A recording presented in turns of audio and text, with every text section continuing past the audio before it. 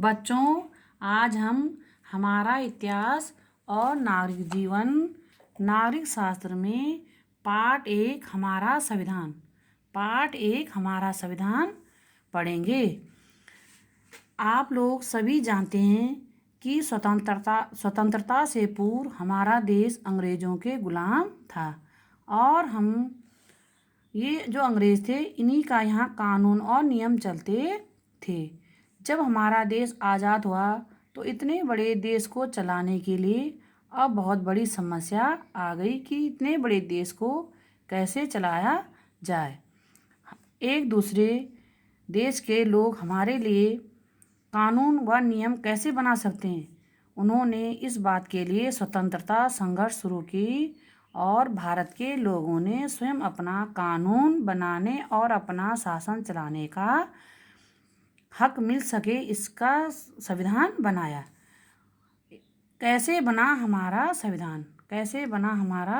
इतने बड़े देश के लिए संविधान बनाना आसान काम नहीं था।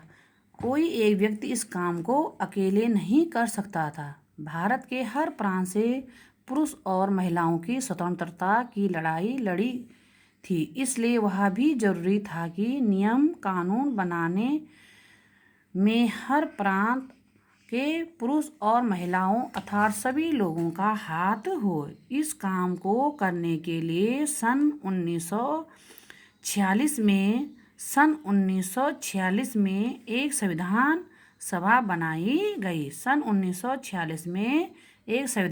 बनाई गई। इसमें 389 लोग थे जो भारत के हर प्रांत से आए थे। कुछ लोग जिनके नाम आपने सुने ही होंगे, जैसे सरोजनी नायडू, विजयलक्ष्मी पंडित, मौलाना अब्दुल कलाम आज़ाद, पंडित जवाहरलाल नेहरू, H.V. कामत। इस सभा के अध्यक्ष थे राजेंद्र प्रसाद थे। संविधान सभा की एक प्रारूप समिति थी जिसका लिखने का काम डॉक्टर भीमराव अंबेडकर ने किया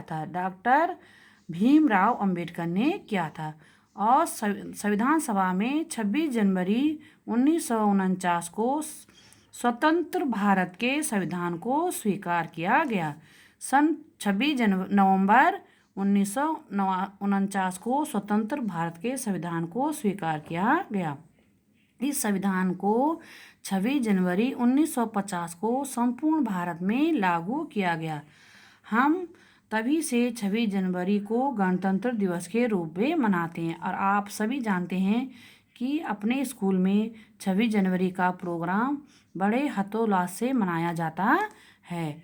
जो ये पिक्चर है, ये फ़ोटो है, ये हैं पंडित जवाहरलाल नेहरू, ये हैं डॉक्टर राजेंद्र प्रसाद और ये हैं डॉक्टर भीमराव अंबेडकर। जिन बच्चों के पास पुस्तकें होंगे वो अपनी पुस्तक से देख सकते हैं।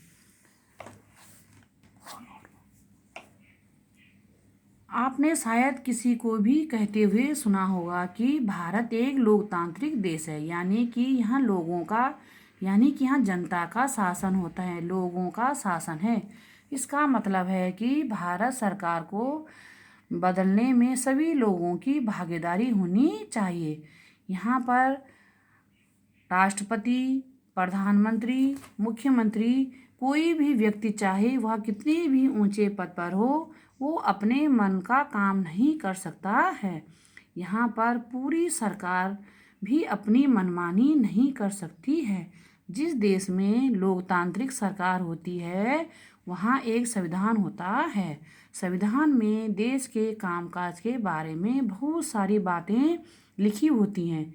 देश के प्रत्येक नागरिक को संविधान के अनुसार ही काम करना चाहिए और अगर जो गैर संविधान यानी कि संविधान के अनुचित कार्य करता है तो उसके खिलाफ कार्रवाई की जाती है। आज मैं इस पाठ को यहीं तक समझाऊंगी और फिर बात को आपको हमारा संविधान समझाया जाएगा।